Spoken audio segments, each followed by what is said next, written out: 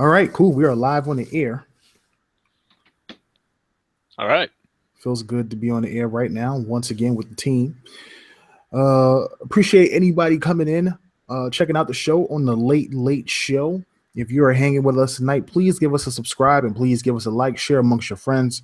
It is very important that the Inner Circle podcast is shared amongst Xbox gamers, PlayStation gamers, PC gamers, and Nintendo gamers, because we are one of the few Xbox podcasts out there that actually talks about games. That may sound weird, but this is the truth. It really is the truth. No drama with us, no confrontation. A little confrontation. A little confrontation, maybe a little bit, just a tiny bit. Man, funny stuff. So we got a lot to discuss tonight, man. I'm glad that I could do a back-to-back show. I had Super Pod Shots last night, and that went over rather well. I've had some people disagree with me. Anchor, if you didn't hear the show last night, I got a chance to talk about. Yeah, I know it was late. It was late, man. But hey, I had the support, man. A lot of people showed up, and it was awesome. I talked about. I got to start the show, but I talked a little bit about console sales and how digital sharing may play a factor in exclusives not selling as well as they used to be. Mm-hmm. You know what I'm saying? Because it's like for every game that you buy, if you're sharing with a friend, that person also gets the game. That's a sale lost. In comparison to the 360 era, where, you know, digital wasn't as big, and if you share it with a friend, you eventually got that game back. That friend might have gone out and bought the retail version. You know what I'm saying? But now with game sharing, you lose that person because that license never leaves if you're still sharing. So it was crazy, man. Great show. A lot of great comments and things like that. Awesome. Gotta love the Tick fan base. No matter who they are, whether they're PC gamers, Xbox gamers, PS gamers. I just really appreciate everybody stopping it. Yeah, that's definitely an interesting idea, though. I mean, I wouldn't say it like affects like huge numbers, but like No. I mean, maybe at the max, like maybe 10%. Well, they say 30%. They say digital is 30% of sales, right? So let's just say, for example, if 30% of the people bought a game for, let's say, an exclusive, let's say Halo 5 or Forza, and 30% bought that game digitally, that means that there's a possibility that half of that 30%, there's another 30% that didn't buy the game if that 30% fully shared and did the whole game sharing thing with the home swap, which actually isn't really a legal way to game share. It's kind of like a workaround. You know what I'm saying? So it's not really something Microsoft promotes as something you should do. It's just something that we've known for a while and we've been taking advantage of it. But I'm surprised at how many people actually know this thing exists. And that's not just the hardcore. A lot of casuals know about this. So it's just funny to me. It's definitely taken off. I was really surprised by just how many people I know, just, you know, within my inner circle of friends. That's not even getting into the wider world out there. Even the more casual gamers I know are doing it. You know, they have dedicated game sharing where one of them will buy a game, then the other will buy a game. They have, you know, these dedicated systems are figuring it out. You know, it's definitely impacting things. Maybe not to a ridiculous degree, but you can't discard it. Right. I think as the numbers get larger and larger with Xbox or even PlayStation, I think at some point you're gonna have to, like, companies will have to pay attention. They're gonna have to, because if it keeps growing, for sure. Yeah, definitely. All right. So let's get into tonight's show. First and foremost, once again, thank you for coming to the show. We have a lot to talk about, discuss tonight, and let's hop right in. I'm going to go ahead and do the intro, introduce you to who we are and who we have as our guest tonight. And please leave comments, like, subs, in the comment and like your subsections. Thank you. Welcome to the Inner Circle Podcast, the premier podcast for Xbox One. I'm your host, KORX Kal-El, and with B Money 101 and Anchorman V. Hey, everybody. How you guys doing tonight? We are the Inner Circle. Tonight, we have with us Sam. Sam, you have a gamer tag we can call you? Yeah, you can just call me by my name, Sam. You can use my gamer tag, which is Direwolf484. All right, cool. So with us tonight, we have Direwolf484, which is automatically a badass name because I love direwolves. I play a lot of Ark, and direwolves are the ish. But you guys out there, you can call him Sam, which is pretty cool as well. Okay. We have Sam with us tonight, and then he's going to be rocking with us for the show. Maybe a few shows. We'll see how it all works out. But Yeah, a lot of things happened today. A lot of surprising things happened today. One of them was CES that went down today. We got a chance to see some of the things coming out of AMD chipset wise, but something happened on NeoGAF that kind of got a little bit blown out of proportion. And I want to talk about today. So today's first topic, we're going to talk about Ryzen, Vega, and Scorpio. And whether or not the rumors are true or whether or not this can actually happen in the console and still be cost effective for the consumers. So basically what happened is we all know that Microsoft, Sony, they have a deal with AMD. Microsoft has been talking about Scorpio for months. It's a premium device. It's going to have this chipset that's not actually similar to the Xbox One. UWP is going to be able to convert the games and make things scale up and down and everything. But the one thing that we don't know about it besides, besides, I guess you could say the teraflops and the throughput for the CPU, and of course the RAM, how much RAM it is, we don't know the chipset, which says a lot. We still don't know, and a lot of people are just speculating and guessing at what it can be. Some people say it's Jaguars. Some people said it could be dual Jaguar chipsets. Some people believe it's going to be the Ryzen CPU chipset, and things like that. So we don't know. But today, an image was shot at CES and posted on GAF, and what was shown was an area right after the CES presentation that had Ryzen, Vega, and on the screen, Xbox Scorpio 4K with AMD on the side. And a lot of people are speculating that it's possible that Microsoft may be using the Vega GPU in combination with the Ryzen CPU, and that it may not be the actual chipsets, but a semi-custom chipset built into the console, which would be, first of all, overly expensive. I just don't know how they would do it. Second of all, because no one's ever put a chipset in there. But second of all, it would be mind-blowing because you're talking about power, something that Microsoft has been talking about for the longest time. It would be huge if that was to happen. So I'm just curious as to you guys' thoughts on the possibility of this happening, or do Microsoft go in a different direction with the GPU and maybe come down to maybe a Polaris set like they've done with PlayStation? You mind if I take this one? Sure. Okay. People, I've seen people in NeoGAF and, in Digital Foundry's comments and all over Twitter, saying, oh, well, is it going to be using Zen back when Ryzen was still called Zen and all that? Is it going to be using this? Is it going to be using that? And similar to what happened with the PS4 Pro speculation beforehand, you're kind of missing the point. A lot of people tend to assume that consoles are developed with desktop-based CPUs and GPUs in mind, and that's not the case. Right. At all. What happens first, at least with AMD, and since AMD have been supplying the bullets and bandages in the tech war, since 2013, I'd say this is a pretty reliable all around the board statement.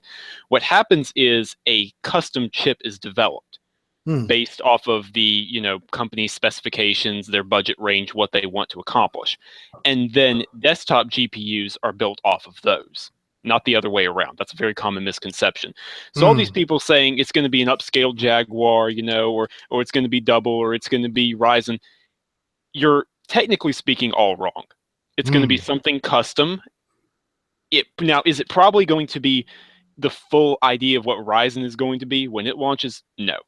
Right. Probably. I mean, I would love to be wrong. Don't get me wrong. If they can do that at a reasonable price range, then that's phenomenal. That's phenomenal, and they are eating a cost on that because that is going to be expensive. But in reality, it's probably some sort of custom chip that sits comfortably on the power level between the Jaguar chip that is in the PS4 and Xbox One and the PS4 Pro, though the clock rate has been upped, and the upcoming Ryzen chip, most likely. It's all just went one ear out the other for me. Oh, Lord I'm not a CES person. I'm not not one of the techie guys. It's the best way I put it is I'm a geek, not a nerd. I hear you. But still, think about this for 1 second. One of the things that Phil Spencer continuously says is that Scorpio won't be a price we haven't seen before. Right. That is a key factor. Another key word he said was that he wasn't trying to compete with the high-end PC. That was a big thing as well. Not competing with the high-end PC and also trying to stay within the a price range that we haven't seen before on consoles. Now that price range goes all the way up to $600. And if you really want to be finicky, you could go all the way back to the Panasonic 3DO days, like $700, $800. But that's not realistic. I don't think that's what it is. I'm pretty sure what he is specifically talking about is modern times, what we're getting out of PlayStation, what we're getting out of Xbox regularly. I also know that one of the things they spoke about was how the systems will probably be tiered, especially when it comes to hard drive space. That is something that both PlayStation and Xbox have been doing, giving us tiered hard drives so we get to choose what type of space we want at a reduced price. And they're able to put that console out and increase the price based on how much hard drive space you have. And I'm sitting here saying to myself, if you're talking about 4K games, 4K resolution, you know these are going to be some big files. They're going to be big files. Oh, yeah. They're going to be huge. So you're going to want the space. So at minimum, there's no possible way Scorpio comes out with a 500 gigabyte hard drive. That's not happening. No, those days are over. It's over. That's what I'm saying. That's why I'm saying I don't see how. No. It's why I don't see how that console could be $399. A lot of people want it to be $399. Realistically, it's not. There's no way that console could be $399 unless they do something that I suggested, was just sell the box. You know what I'm saying? Because one of the features of the console was everything was backwards compatible. Controllers, accessories. I don't know if the wiring would be, clearly not the HDMI. But the wiring for it, Connect is supposed to be backwards compatible to controllers. So if you have all of those pieces already, maybe they could sell the box. Now that's obviously far-fetched. That's not something that's realistic. That's a very far-fetched theory. But at the same time, if you want to sell something for $399 that's supposed to have those parts in it, it would be something that you could think about. But at the same time, like I said before, it's not realistic. So for me, $499 is the ideal price. It's what they sold the Xbox One at with the Kinect camera. For a lot of people, that didn't make sense. It wasn't more powerful than the PlayStation 4. Overall, it underperformed. And for it to be $500, it makes sense. But for this console to be more powerful than the PS4 Pro, more than likely have a 4K Blu-ray player built in, $500 for a 4K machine that possibly can do more 4K natively than the PS4 Pro, $500 is reasonable. An extra $100 more is reasonable. I don't know. I'm looking at it from the perspective of, I don't think specifically the 4K statement. I keep coming back to that when I keep thinking about this, because people keep saying they want true 4K gaming. I mean, they may want it, but they don't need it, because true 4K meaning 4K textures, 4K everything. It's not like, do you know how much like a 4K movie is in terms of space? Right. 160 gigabytes. That's more than Halo 5. It is, absolutely. That's like Halo 5 and Doom and Fallout 4 combined. And ask if for one game for someone to download 160 gigabytes, that's not happening. It's way too much to ask. And I don't think the true 4K thing, I'm sorry, my mind's just kind of jumping all over the place regarding this. It's just, I think that the 4K push is probably just going to be screen resolution in the long run, because you can't bump the resolution any higher with it being feasible to download. I disagree. Like, the sizes of the files are definitely going to get bigger, but Gears 4 contains the 4K textures on the Windows 10 store version, and it's 88 gigabytes. And that's one of the best looking games on the Xbox One right now. Right, absolutely, without question on that one. I mean, they can, if they're clever about it, don't get me wrong, I get what you're saying. Like, it's going to take more space, obviously. Hopefully there's a 2 terabyte version of this thing, because I would definitely go for it. I'm thinking bare minimum 2 terabytes. Yeah, and it would be nice if they would do that. I'm not sure they will, but it would definitely be nice. I would definitely recommend getting a 5 or 8 terabyte external if you haven't already. But ultimately, they can do it. If they're clever, they can stack the files like with Gears on the Windows 10 version in such a way that it's not too much. And I have it on good authority that the Windows 10 versions of games are already the Scorpio versions. Yes. Yes, they are. And that was one of the key features and one of the key factors when it came to Scorpio. And a lot of people didn't understand why Activision put the new Call of Duty Infinite Warfare on Windows. And like a lot of people, there was a big uproar over that. A lot of people bought the game on Windows and nobody was on it. Because they didn't do cross-play between, the regular PC version and the Windows 10 version. It was on separate servers, which was absolutely stupid. Exactly. It should have been some type of cross play with PC, which allowed the Windows 10 version to play. But that game is made for 4K 60. And that's an easy convert to Scorpio. So, we'll get into that later because that's something that has to do with game mode. And that's something that Jez at Windows Central had discovered and happened to talk about, and we kind of reported on that today, sharing that information and news. So I definitely want to touch on that and how that process works, which is really awesome, and the potential for that is really big. But I just think that if Microsoft goes the route of a semi-custom Zen, a semi-custom Vega, they potentially have everything they want. Now, I had a big debate on Twitter about Microsoft using the term true 4K. I didn't like that. I never liked that because of the simple fact of the matter is, even if every game Microsoft put out first party wise is 4K, which is similar to what they do to their games, they try to put out every single game they have at 60 frames per second. Every one. They try to put them at 60 and they try to lock them at 60. They give you a dynamic resolution on most of their games, except for the Forza series, which drops anywhere from 792p to go up to 1080p in certain instances. And that kind of leaves it open to fluctuate to do what it wants to do. But they try to lock everything at 60. So for them to say true 4K, if they get every game at 4K and they get everything at 60, third party is not obligated to do that. And the first game that they get that's 1440 or 1800 or something like that, and it doesn't meet the true, 4K specifications, it could be a firestorm. It could be a big deal to a lot of people marketing wise, and it's bad enough Microsoft has such a negative, what's the word I'm looking for? They have such a negative image throughout the world for, lying or false advertisement and little things like that. So I never liked the true 4K moniker. Because and just to finish up, when we had Albert Pernillo on the show to talk about it, one of the key things he said was that they wanted to put out a true 4K machine at 60 frames per second. That was the goal. But the key word was at the fidelity of what games are like today. Right. And that was the key word. The fidelity. That's what I've been thinking about. Like I think my mind jumped ahead a little bit earlier.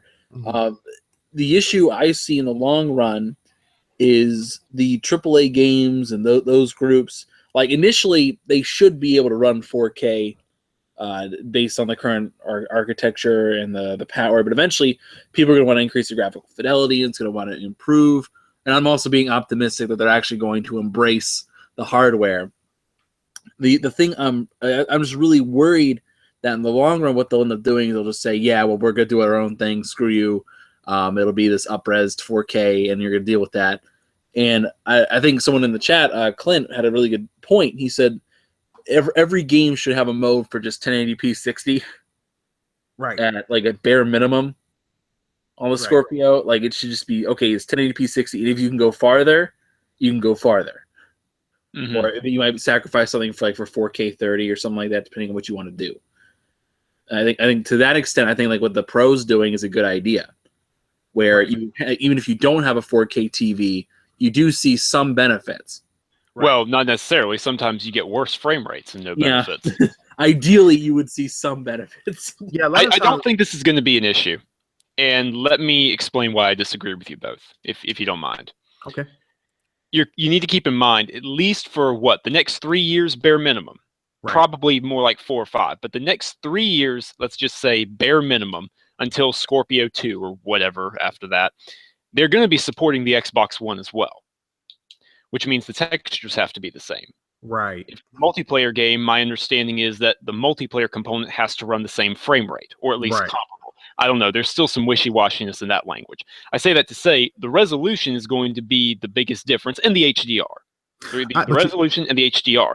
And so if developers are already going to be developing games for the Xbox One that run at least hopefully somewhat well, then they can pour all that extra graphics power into simply buffing the resolution. But you know what, though? I say this to myself because a lot of people say there won't be much difference between the PS4 Pro and Xbox Scorpio. And the reason why they say that is because, the difference between Xbox One and PS4 is about 40%. You're talking about 500 gigabytes on teraflop power, 1.8 to 1.3. And then you're talking about Scorpio, which is literally, not 1.8, I'm sorry. It was about 0.5 is what I meant to say. It's about a 0.5 difference between the teraflops on Scorpio and PS3, 1.3 to 1.5. Whereas on the Scorpio and PlayStation 4 Pro, it's 1.8 because PlayStation is like 4.2 teraflops. Microsoft is going for 6 teraflops. But I always say to myself, okay, let's just say, for example, graphically, the games are the same. Where does the extra 4 gigs of RAM come into play? Because we do know that CPU, very good. Very good. CPUs plays a major role. Objects on screen, frames per second. It plays a major role in a lot of things where graphically it may not be improved, but you may be able to do more on screen, more objects on screen, locked frames per second with that extra 4 gigs of RAM. And if you have a CPU like Ryzen, you're talking about doing things way easier than you've ever done with Xbox One. In a word, future-proofing. They know this thing is going to be supporting VR versions of games because we know, Windows VR kits are being developed. Fallout 4 is a console VR exclusive. We already know that for Scorpio because they've already said it's not going to run the Pro. So in a word, future-proofing. The extra RAM will come in handy, like you said, but more importantly than that, they got to be looking down the line.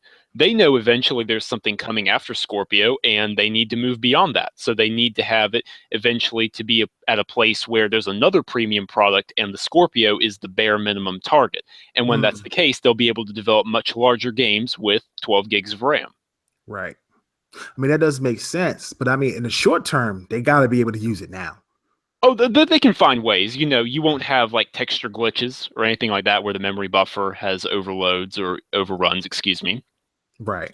Or, like you said, more stable frame rates. Games like Ark will run a lot better because of object clutter and things like that. God, I wish Ark would run better. I so love Ark so much, but it's so frustrating dealing with that game. I know. I'm waiting for the Windows version because I have a very nice computer. I'm waiting on the Windows 10 version.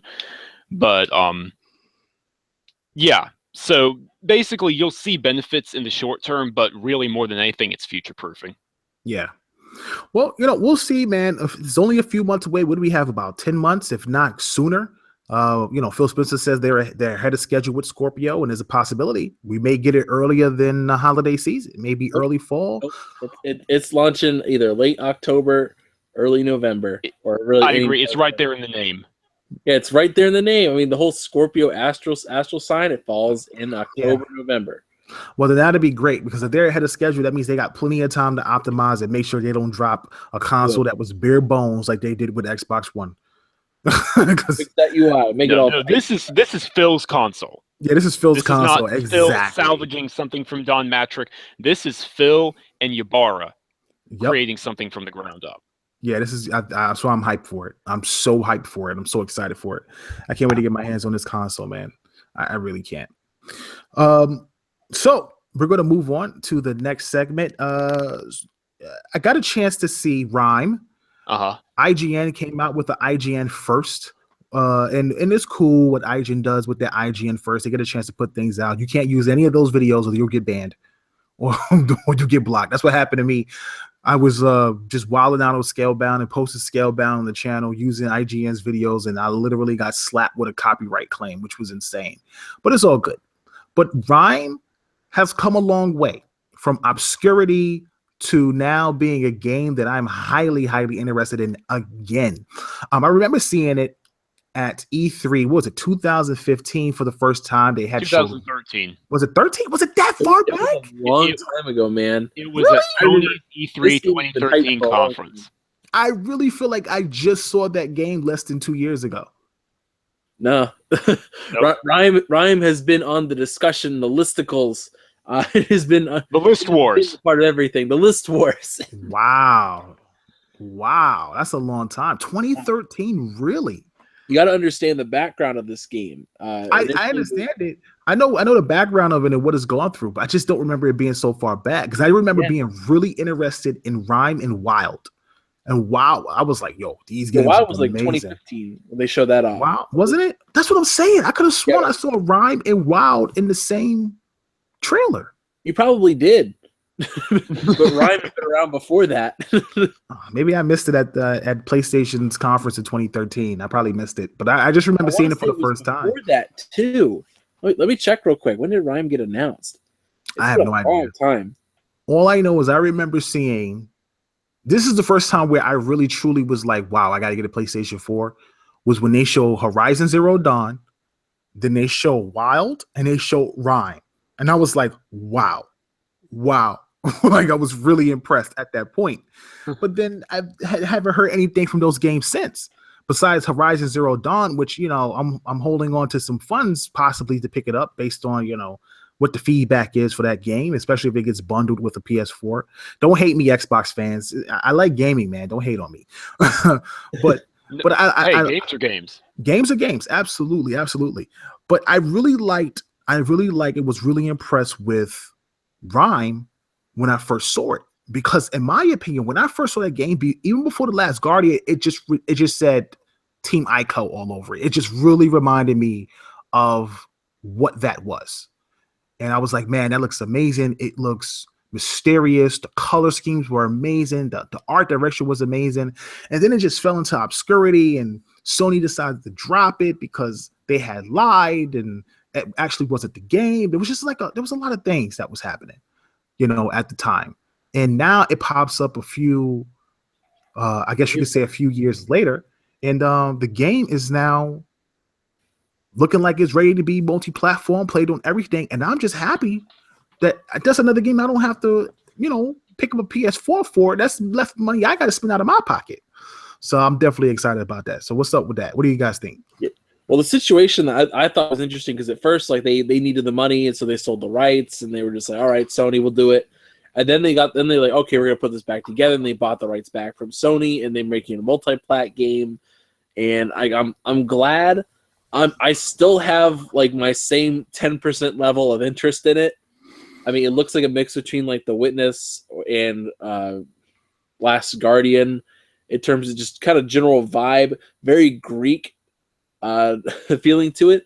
I like that. I like the aesthetic, and that's kind of it. It's not my kind of game, but I mean, it's enough for me to have a general interest in it. Yeah, so I'm pretty much in the same boat. It's like I have a mild curiosity, and part of that, unfortunately, is from the tumultuous development cycle it's had. It's just I don't really have a lot of faith in it. Okay. If that makes sense. I need to see more. I mean, for me, I just look at the game, and I really like games that have mystery to it. Like when I first saw Ori, it just was like, this looks mystical.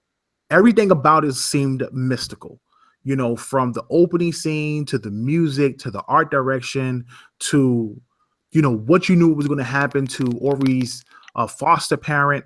It tugged at the heartstrings. Everything about it just seemed amazing. And I remember seeing Nero as well and saying to myself, wow, this looks amazing because of the art direction, the color, the lighting. Everything about it seemed mystical, and it gave me a mystery. And when I look at Wild and I looked at Rime, it gave me the same feeling. And that's why I'm so interested in Rime, because it just looks like, I mean, and it looks like a puzzle game. Don't get me wrong. It doesn't like there's a lot of enemies you have to deal with or you have to battle, which is one of the reasons why they kind of reminded me of like a Team Ico game where you're trying to survive and there's limited enemies in the area, but you got to survive.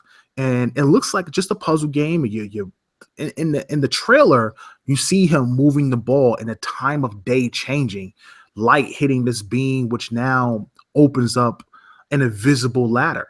I mean, an invisible bridge, which allows him to go to the next area. And then he's being chased by giant birds and enemies on the ground. Like, it just was like, wow, I'm really impressed with it.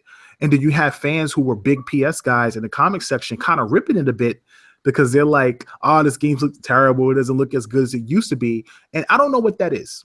I don't know what that is. Like, I don't know if it's because it's no longer exclusive. People want to try to, ran on it a little bit or whatever, but to me, it looked just as impressive of when I saw it the first time, and I'm just really excited for the title.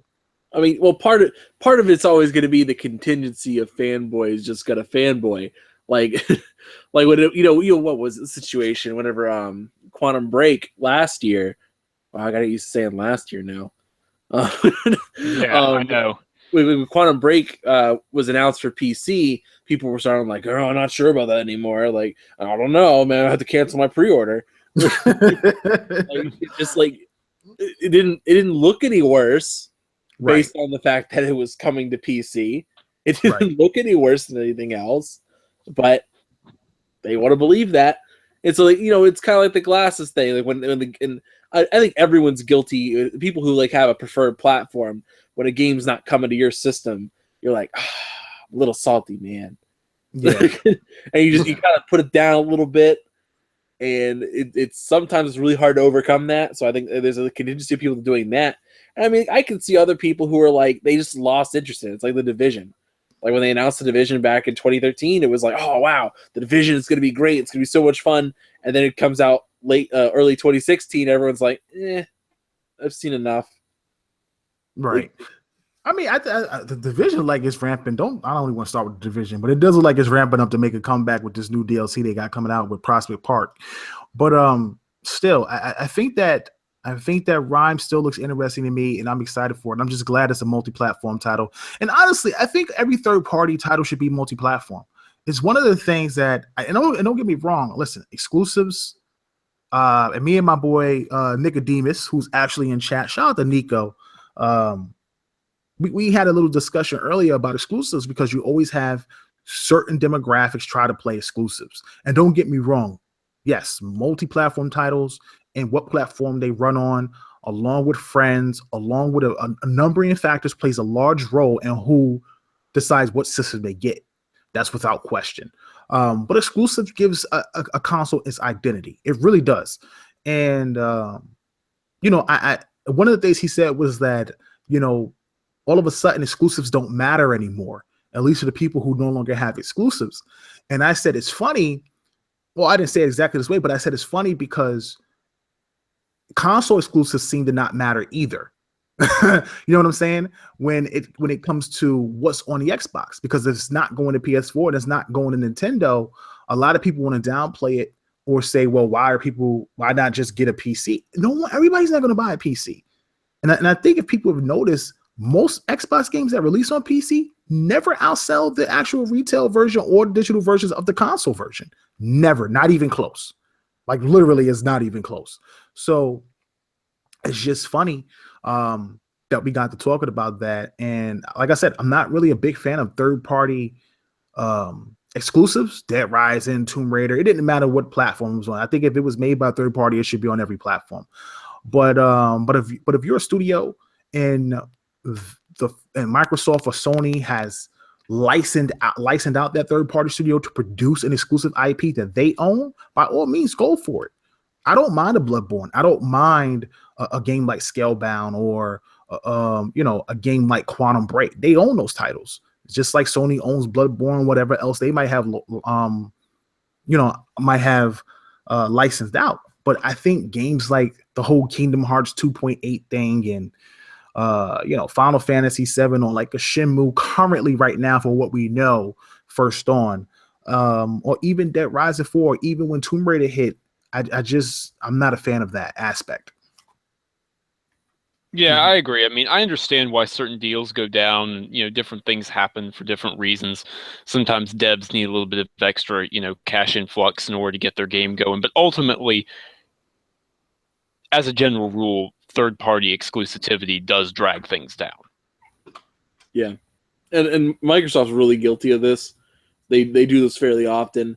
Like you get a game like Dead Rising or what was it, Rise or something like that, where it's a completely third-party studio, and like they're making the game, and like it's frustrating because it's like the games that aren't that good, I don't feel bad about.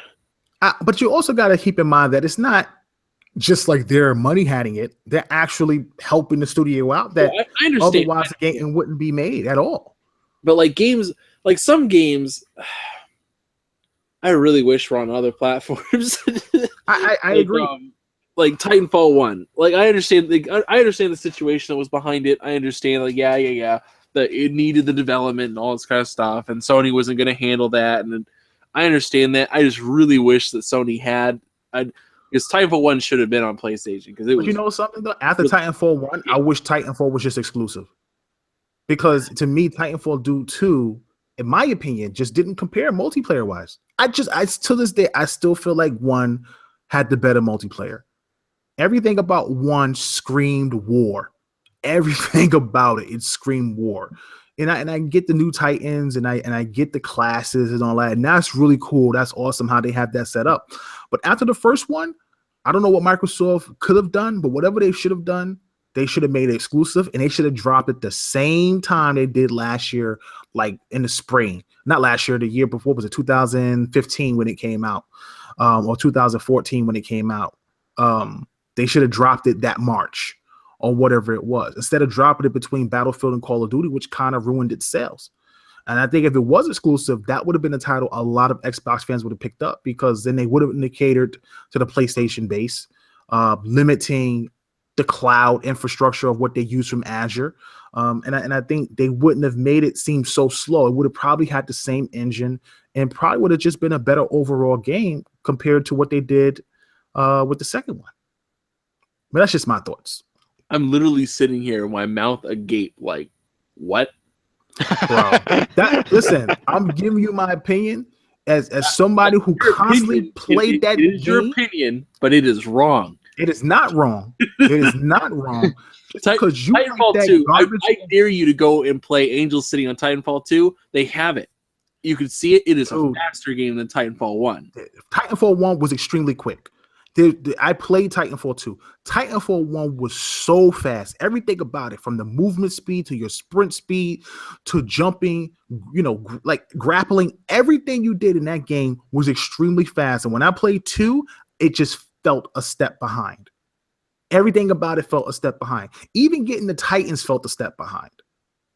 It just did. It just didn't feel like the same game. Not having the bots on the field, not having the robots and the soldiers, even if they were cannon fire. I was going to say, there are plenty of bots on the field. Literally, there is no argument you can have. There are more, actually. Titanfall 1 is better than I haven't seen it then. There's more variety to the bots, because you have those mini mechs as well. There's not just grunts and specters anymore. There's grunts, specters, stalkers. Then there's the mini Titan ones. I can't remember what they're called right now. You come to me later. I mean, you have a lot of different types show up now. Like, it's not just that. Like I said, go play on Angel City on Titanfall 1, and then go play it on Titanfall 2. Titanfall 2 is the faster game. You can feel it. And you actually have a map to compare it to, because I played the crap out of Titanfall 1. Titanfall 2, you can get across the map like lickety split.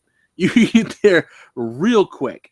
And the game is just overall better. They actually is a great sequel, because they did everything the first game had, all the problems it had, fixed it, and then put it out there for the general public. They're not getting involved in any of this crazy DLC microtransactions, season pass nonsense. Like, they're not doing the season pass stuff. The only thing that they have is like, hey, you want this cosmetic thing? You can buy it directly. That's it. I didn't get that feeling. I did not get that feeling at all when I played it. I did not get it. I did on it now. I did it. I'll have to play it now. I haven't played it in a while, so I have to play it now to do the comparison. But when I initially played that thing, it was not nothing you guys were talking about. So it gave us a fantastic campaign as well. Yeah, I did hear the campaign was amazing, and that kind of had me interested. Gotta play the campaign, like. Yeah, I definitely want to play the campaign. This isn't Call of Duty. Yeah, I know. I heard the campaign was amazing. I'm definitely interested in picking it up for the campaign. The next time it drops down to 30, I'm gonna pick it up. The next time I see it on sale on Deals with Gold, I will definitely pick it up. If not, my homeboy might pick it up. But yeah, man. But back to the third-party exclusive stuff, man. I'm not a fan of third-party DLC exclusivity either. So that's another thing that I'm not a fan of. DLC should not be exclusive to any platform. No, it should not. That above all else, like one of the things that always pissed me off last generation was on like Assassin's Creed. When Assassin's Creed, be like, oh yeah, we got this exclusive mission or whatever. And my brother had played on PlayStation the whole time, and so we would see like what the exclusive mission was, and normally they were just stupid missions. Right. Like the one that comes to mind was Assassin's Creed 3, the Revolutionary War one.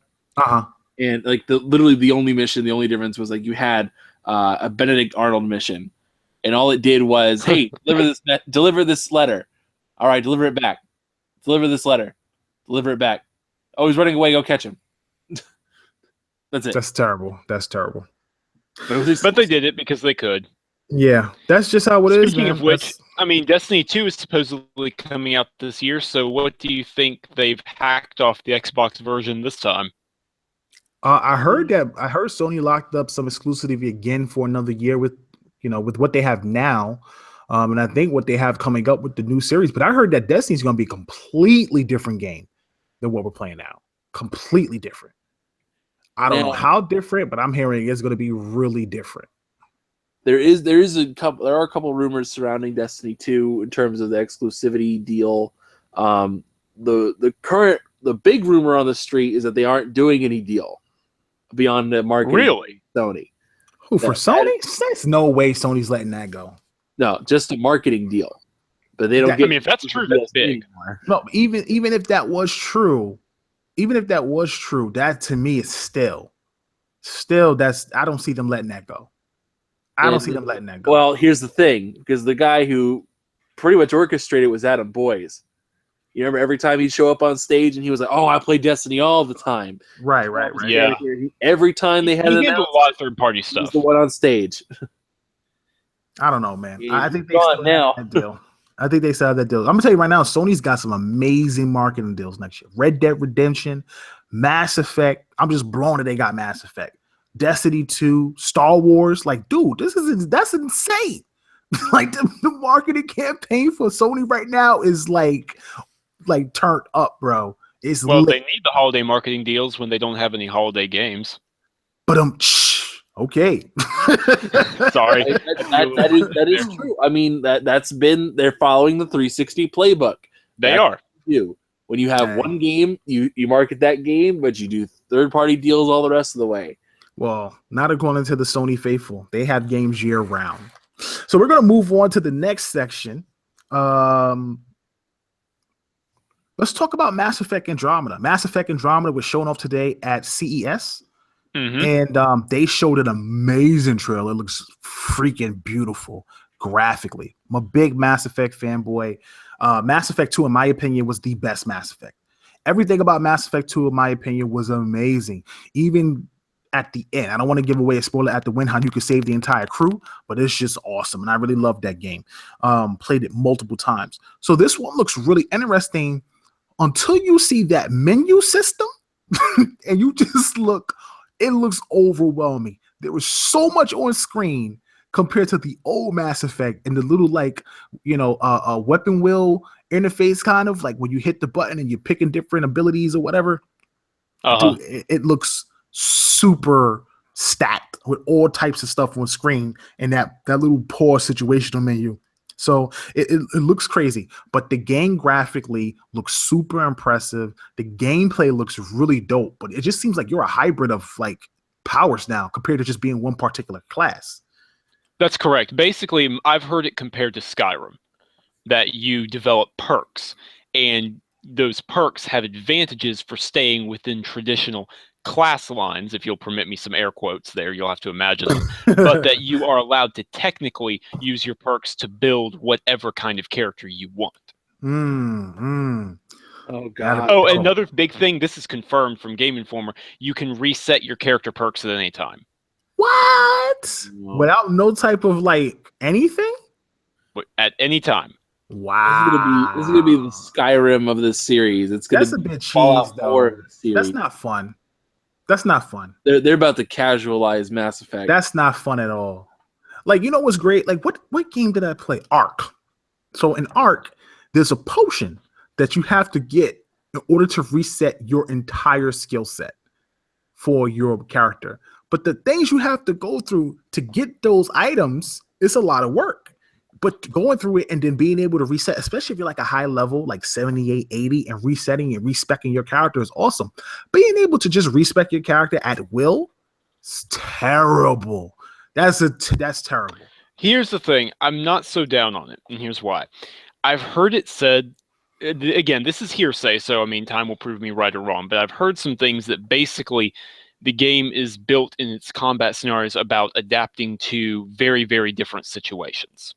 Like massively different combat scenarios, you know, different races. It's not, you know how in Mass Effect 2, these aren't any spoilers or anything, but you have a lot of enemies that's like, okay, you've got different enemy types, but ultimately a lot of the different mercenary factions will function similarly, except one will use shields and one will use mechs and stuff like that. What I've heard is that it's going to be much, much, much different, and you're going to be allowed to reset your perks because you need to be able to adapt to different situations. I don't like that though. I think listen, Mass Effect was a team squad based game. And I always loved the mix and matching of squads based on what that squad ability was.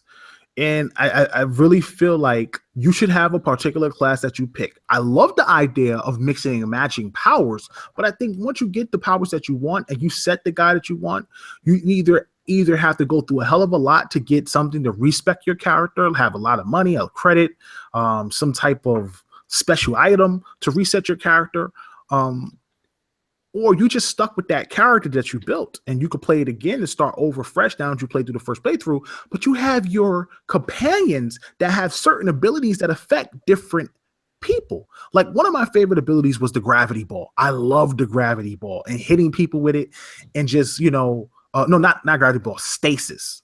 So one of my characters would have stasis, they would get hit, they would be floating, and I would just hit them with a gravity shot and launch them into the stratosphere. It was an amazing ability, but that was in combination with somebody else.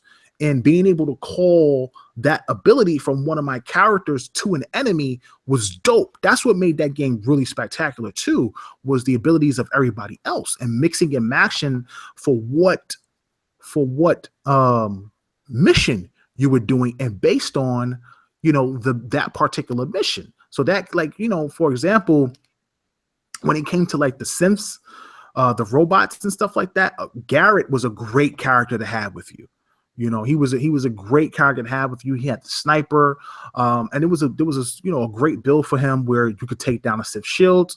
He would just knock him down with the sniper, and I just felt like it just really balanced itself out that way. But being able to adjust your skills on the fly and then it's not on the fly; it's on your ship.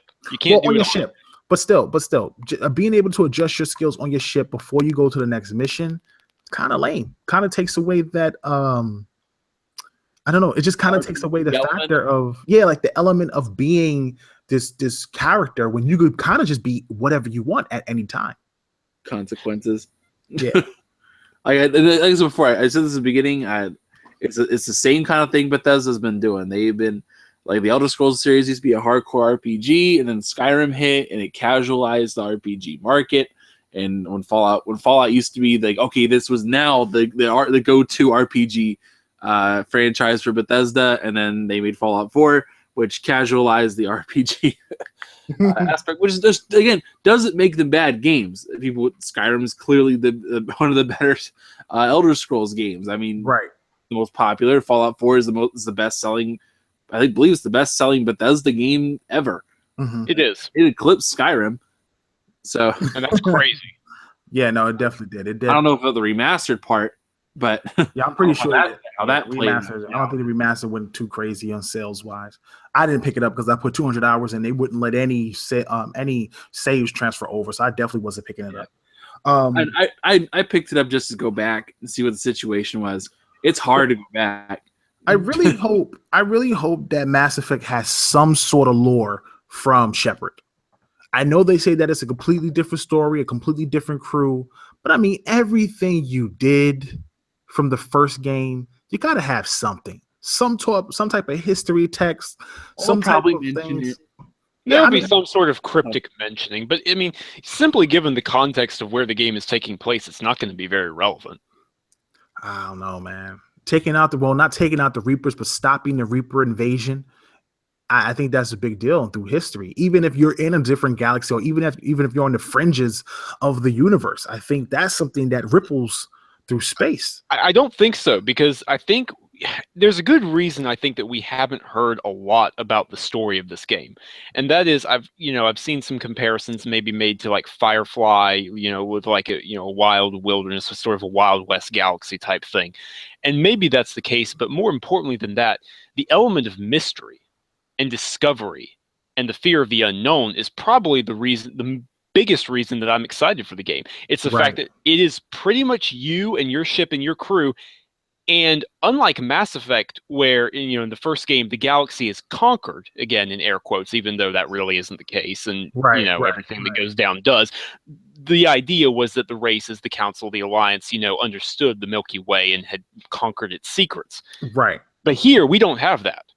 We are in a foreign galaxy. We have no idea what is coming at us. Who knows what's out there? There could be something worse than the Reapers. To me, that's terrifying and awesome.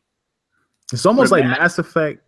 Not to cut you off, Sam, but it's almost like Mass Effect 1 was Star Wars and Mass Effect 2 is Star Trek. I mean, the new Mass Effect Andromeda is Star Trek. That's a pretty fair comparison, I think. Yeah. I think it's overly simple, but it's a fair comparison. Yeah. I don't know. I think you run into a problem with. I point at Halo as they suffer from this problem very well. Gears is starting to, where you focus on the same bad guy over and over and over again, and especially when you take a break and you're like, oh, we got a new crew, new everything, but we're still gonna be the same villains, still the same everything else. It gets stale, it gets boring. Yeah, but Mass Effect's not doing that. No, think about it. If Mass Effect brought back the Reapers and they did another trilogy, Reapers not doing that. They're not bringing. Yeah, they're not doing that. I know, that's what I'm saying. Yeah. And my understanding is this, like, oh, the Covenant's back. Let's bring on the Covenant. We got Prometheus to mix it up a little bit, but the Covenant's back. Well, okay, so here's the thing, right? They've said explicitly that they're not ruling out future games, but Andromeda is being built as a standalone. Yeah. Well, I'm saying that's the main difference. Because especially with trilogy games, it's really hard to break away from what made you popular. But by staying in that comfort zone, you don't really challenge it and build the series. Right. And so that's they're trying to say, okay, let's go somewhere else. Let's do something different. That is true, but I mean, I think they're going to be doing enough. Pardon me, that's different. I really do. I don't think I'm going to be wrong on that at all. Oh no, I'm not saying they're going to pull in the Reapers. I'm just saying it's them trying to combat that problem. Okay, I see what you're saying. I kind of misunderstood you then. Okay. They're trying to be proactive, saying, imagine if they brought in the Reapers, it would be boring. Yes, I think it would be cool though. Not really. I don't know. Not to bring them as an enemy, but it would be really cool if you hit a galaxy with a sleeping Reaper, like a dormant Reaper. You don't know what's going to happen. Yeah, like okay, as a lengthy side mission or something like that, or as even a piece of the plot, maybe. But ultimately, the fear of the unknown. There's a great quote. It plays at the beginning of XCOM, is that there are two possibilities in the universe. We are either alone or we are not, and both are equally terrifying. That definitely needs to apply to this new galaxy. The Andromeda. What if you ran into a Reaper and the Reapers have changed? Because remember at the end of Mass Effect 3... No, that's stupid. Why?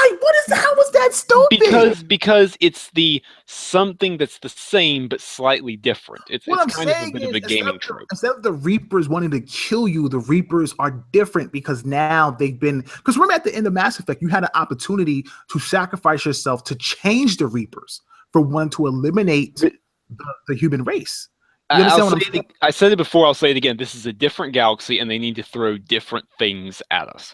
Obviously, you're going to have some of the familiar races, the Krogan, the Solarians, humans, Quarians. I mean, not Quarians. I don't think the Quarians have been confirmed.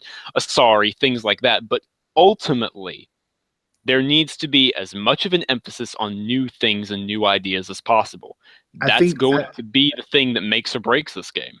I think all that is possible. I just think it would be really cool if you hit a dormant galaxy exploring and you just ran into a dormant Reaper. And the Reaper woke up one day and gave you a star map to another galaxy. You know what I'm saying? Like the Reaper didn't try to kill you from what you remember. Well, because what I'm saying is the Reapers, they've been to the fringes of the galaxies. They've been through everything. And one of the Reapers are able to help you based on depending what ending they decided to go with Mass Effect 3, like the true ending of Mass Effect 3, which, if you sacrifice, they're not going to go with it. There's not going to be a true ending. There's not. They're going to ignore it altogether. I know. I get that. I'm just saying. I think that would be really cool if we're able to do that. I know they have not confirmed other games. They're treating Andromeda kind of like a standalone. But what if? Because one of the things I always really dug about the idea of Mass Effect is the idea of like the imported saves and that the story, like it was always your story and it changes and it was always interesting in that regard. And one of the big things about this, because it's a Wild West setup, it's anyone could take over of a certain area. It could really change things. What if the game is going to be radically different if there were a sequel to it? Like, let's say you make a choice and I don't know, you like a new race appears and you decide to give like control of a planet to them or some sector, something like that. And in the next game, whoever you chose to give it to still has control of it. I would definitely like to see things like that. Mike Laidlaw, he's talked before, and I know he's more Dragon Age, but he's talked about the branching paths issue, that it's a fine balance they have to walk. Yeah. In terms of maintaining everything. But I mean, I would say look at some of the squad mates in Mass Effect 3. I mean, it's not a spoiler to say that practically everybody in Mass Effect 2 can die if you so let them. That's not a spoiler. That's in the advertising. So, and yet some of those characters have crazy amounts of development and lines in Mass Effect 3 if you let them live. It would be difficult, but it's not impossible to apply that on a larger scale. Yeah. I mean, also, like, I assume part of it would be like a palette swap or just a dialogue change. Yeah. I was kind of trying to think, more grand scale than that, obviously. Yeah, or like you could make a choice that's like clearly the wrong answer. like let's say I don't know, in Andromeda you make a choice for the new race to take over of an area, and then the next game, like, yeah, they screwed up. They weren't ready for this. They died. And so now it's just in the same position it was before. That would be funny. Well, as we come up on the end of our show and we hit our last topic, first and foremost, I want to thank everybody for stopping out, man. We had a solid attendance. I really appreciate everybody stopping out so late on this Friday morning. It's like 12:21 in the morning right now. But we're going to go ahead and get to our last topic and to get everybody out of here. So I want to thank everybody for their support as always. Off of the high things with Mass Effect, which actually comes out March 21st, which I'm super hype about. I'm really looking forward to hopefully playing Mass Effect on Scorpio later in the year with an updated patched version of the game, maybe in 4K or whatever they decide they're able to patch it at. But Microsoft has decided to work on this thing called Game Mode, which they want to implement into Windows 10. So it will allow PC games to run more efficiently and better than what they've been running at with Windows 10 now. But what we've discovered is that is also going to be a part of Project Scorpio. And one of the cool things about that was that, and this is coming from Windows Central. Shout out to my boy Jez Cordon, man. This guy's got the inside scoop when it comes to everything Windows. What's really cool about it is that it has a 95% port conversion, meaning that when you port a game from Windows 10 to Scorpio, and this is not even talking about DX12, this is just talking about Game Mode, it allows the game to port with 95% of everything. Like you are literally just porting the actual game from PC to Scorpio in work with a 5% deficit of whatever you have to fix. And from there on, it's just straight optimization. Straight, you can literally port something within 24 hours onto Scorpio using DX12 and just have 95% of the game complete and just and just optimize away until you get everything perfectly right for Scorpio. To me, that is an amazing achievement, and I can see so many developers using it if it's implemented and it works correctly. This to me is a big deal. It's fantastic. And my understanding is it's already working on Xbox One. That's why titles like Battlefield 1 were so vast, or Gears of War 4 even, are so vastly improved over some of the games we've seen earlier in the generation. And I mean, optimizations are always a part of everything. That's nothing new. But from a code perspective, I know in my background, as a software engineering student, that kind of portability in your code would be a huge deal. I haven't done a lot in terms of, with Microsoft's work. I've seen a little bit of stuff. I've, run some basic examples. And if that's the case, it's a huge deal. Right. To say the absolute least, because you're talking about reducing development time by a huge amount. A huge amount. Yep. That's one of the things that I was saying. I was like, could you imagine? I remember when they first introduced DX12 and they said they ported DX12, they ported Forza 6 from the Xbox to PC in, they said 4 man weeks, which I don't know what that means. I guess that's a month. And I'm sitting here saying to myself, that's insane. Yeah. IDARB was done in a day. The little indie game. Yeah. Yeah. And I'm just like, that's insane. That's an insane amount of time. And you can spend literally you can spend all the way up until the actual game releases on optimization. Just making it as optimized and as perfect as possible, getting as many bugs as possible out of the game till you have a perfect game of what you want designed. Now, you telling me that Scorpio has the possibility of doing this at 95% in a shorter amount of time? That's crazy. Yeah. That's crazy. And knowing that the Windows Store versions of games are already implementing that kind of thing, that I'm trying to figure out whether or not I should buy Resident Evil 7 on the Windows Store or not when it comes out, for that very reason. Yeah, no, it's insane, man. I'm really impressed with what Microsoft's been doing. I know that a lot of PC fans haven't been impressed with the Windows Store. I'm hearing rumors of Scorpio being able to do like Windows 10 games. I don't know how true that is. I will stick that as a rumor and more than likely not something that will happen. But man, if it truly becomes a Steam machine, like if it truly becomes that hybrid of console and PC, and you're able to play PC titles and you're able to play Xbox One exclusives, wow. You talk about changing the game on a platform that is cost efficient because it's a console and then does 4K natively more consistently than probably most PCs at half the price. You don't think PC gamers might not jump to consoles? Would it not be an interesting proposition if they were able to play something like the PC? Thing is, here's what they got to do. They got to win people over from Steam. People aren't using Origin a lot, even though I will say that Origin gets a really bad rap. I actually prefer using Origin, honestly. Origin's customer service is phenomenal. People don't like using Origin, though, for whatever reason. They don't like using Uplay. They like Steam. Right. Because it's comfortable. So the issue is going to be, and I actually wrote about this on Real Game Media, at realgamemedia.com. I wrote an article about this. Microsoft has got to figure out a way to entice users away from Steam. They have the market share. Right. Over 50% of the gamers on Steam are using Windows 10. Right. 95% of them are using Windows. I mean, that's just a fact. People wanted Linux to take off. It's not going to take off in the gaming market. That's been tried. It's been failed. It's not happening. Right. So I say that to say they need to find, first off, they got to get the issues in the Windows Store fixed. I don't know what kind of wizardry they did when they made Gears 4, the Windows version. That needs to be applied. That is the standard. Gears 4 runs better than almost any other game I know on my computer. It is a phenomenal port. They have options in there that I didn't think existed. They have different resolution scaling and texture scaling and things like that. And just the amount of options is through the roof. So it's like, okay, that one runs phenomenally. That's well optimized. Killer Instinct is well optimized. So why are all these other games having so many issues? I don't know. I'm not a developer. I have no idea, but they need to get that figured out. And if people can see that, Microsoft brings all their first party games, Halo Wars 2 is going to be another big one. When that comes out, that's going to be a real big proving ground because it's being developed specifically for keyboard and mouse on the computer.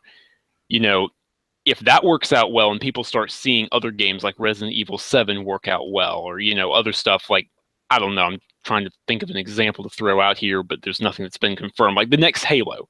Let's say the next Halo comes out. That runs well on computers. Then you're going to have a slow but steady trickle of people who are willing to use the Windows Store in order to play those games. And then it's going to have a situation where they're like, well, I'm already playing Gears on here, and I'm already playing Halo on here. Let's see, this game I've been wanting is 50% off. Oh, I'll grab that.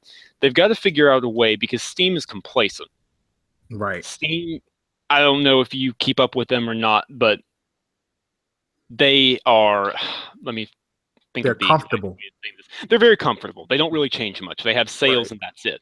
So that whole spiel is a very long-winded way of saying if Microsoft can figure out the issues in the Windows Store and simultaneously entice people away from those Steam sales, then they have an entry point into the PC gaming market. Right. Well, they definitely have a long way to go. And this game mode is a one way that they can fix a lot of the issues that they have with the Windows Store. And it's one thing that really gives the Project Scorpio an advantage in game development. It's one of the things that may entice developers to move away from using PlayStation as lead platform for some games and make Xbox Scorpio the lead platform for some games, if not just PC as usual. Normally, obviously, when it comes to indie games, normally indie developers will go ahead and use the platform that has a larger install base or the platform that's easiest to develop on, depending on the API. But I think that if game mode is as good as it is, and if developers are like, man, we can do, and just to jump 1 second to Play Anywhere. Shout out to Mike P, who is a big, opinion piece writer for us over on TICGN.com. One of his, what's what I'm looking for? One of his predictions for Xbox One in 2017 was the expansion of Play Anywhere and having third parties support having 2 licenses, one for Xbox, one for Windows 10. Does game mode play a factor in that? Now that if you make a game for PC, you can just say, you know what, I'm just going to go ahead and make the game for Xbox because it's so easy to do. I might as well kill 2 birds with 1 stone. What is the probability of that? And is that possible? Is that possible to get third parties to jump on to Play Anywhere, which in my opinion would be extremely big for Microsoft, extremely big. If the install base is there and it truly makes development easier. That's kind of a cop-out answer. I get that. I know it's kind of vague, but ultimately the proof will be in what it is. Right. Yeah, I mean, if no one's jumping on the Scorpio and no one's getting involved, there's not going to be any push to do it. Exactly. Like it'd be one thing if it was if like I don't know, let's be optimistic and say 25% of the Xbox One user base jumps to Scorpio. Mm-hmm. Let's just say we're being real optimistic here. In the first year, yeah, I could see that being a possibility. They jump on board, make that a lead platform because it's the easiest to develop for it. Right. Well, we're pretty much at the end of the show, man. I just want to touch on hot news that just came out. Shenmue HD has been, trademarked or relicensed by Sega? Yeah, it's got a domain. It's got a domain, man. This is a big deal for me. Shenmue HD. God, I hope that's multi-plat.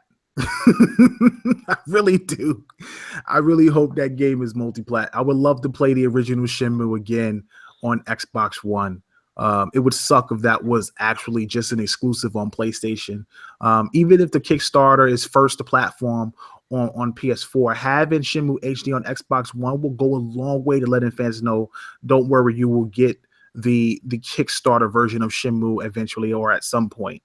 And I think that'd be really cool. That'd be really awesome if they were able to do that. I know there's a lot of Shenmue fans out there. I've been one of them. I've been wanting Microsoft to get Shenmue and a new Knights of the Old Republic. God, I want a new Knights of the Old Republic so bad. BioWare, please. I'm begging you. Just please bring back Malik. That'd be like printing money. Making a remake of that. Oh my God, it would be so amazing if they did it. So big shout out to Sega, man, stepping up and releasing the Shenmue HD I won't say collection, but the Shenmue HD. I hope they fix the controls game. Allegedly. It's allegedly. It's not. It's not a fact. It's not confirmed yet. Let's not get ahead of ourselves.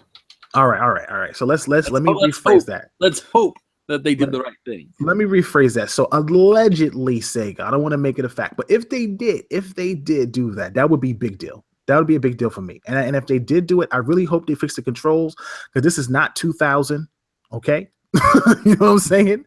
This is not the 2000s. We are not playing on Dreamcast anymore. You really need to fix the controls in that game. And don't get me wrong, it was cool for its time, but this is a different era. We're talking about pre-Xbox at this point. So it would be really cool if they were able to do that, man. I'm looking forward to hopefully seeing this thing become true and come to fruition and hopefully hit every platform. That would be awesome if they were able to pull that off, man. That would be really cool. No, you gotta keep it to the original Sega, man. You gotta keep it to Sega Genesis. I hate to burst your bubble, but that ship has sailed. No. It's gotta stay with whatever platform it launched on. No, that'd be terrible. There will be some problems keeping to that. Well, don't they have like some type of Dreamcast reboot that they've been working on for a while? Oh God, I don't even know.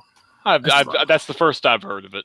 I don't know. There's some type of Dreamcast, fan-made Dreamcast that Sega's allowing fans to make. I don't know what it is, man. It's just crazy. But yeah, man. So that's it. That's it for our show this week. I really appreciate everybody stopping in. One of the things that we're going to try to do now is we're going to try to have a Tick Podcast episode every week. This is an impossible feat. This is try, man. It's New Year's resolution. This is a difficult task, but this is definitely our New Year's resolution in trying to step our game up, regardless of what we have, and trying to get a show out every week for the fans, because we know you guys love Xbox content, Xbox news, and we try to do our best to bring that type of content to you. So make sure you tune in next week, Thursday at 11 p.m. We'll definitely try to be back. We have Multiverse on Monday with Anchorman V. I think that'll be really cool. You guys check that out. Him, Fame Entertainment, Undead, and James Sterling Wilson from the UK. Of course, you have my show, Super Pod Shots, on Wednesday with your boy Kal-El, the last on Planet Xbox, and Tick Podcast. And currently, we are working on a PlayStation-only show. So Xbox fans, don't fret. Don't be upset.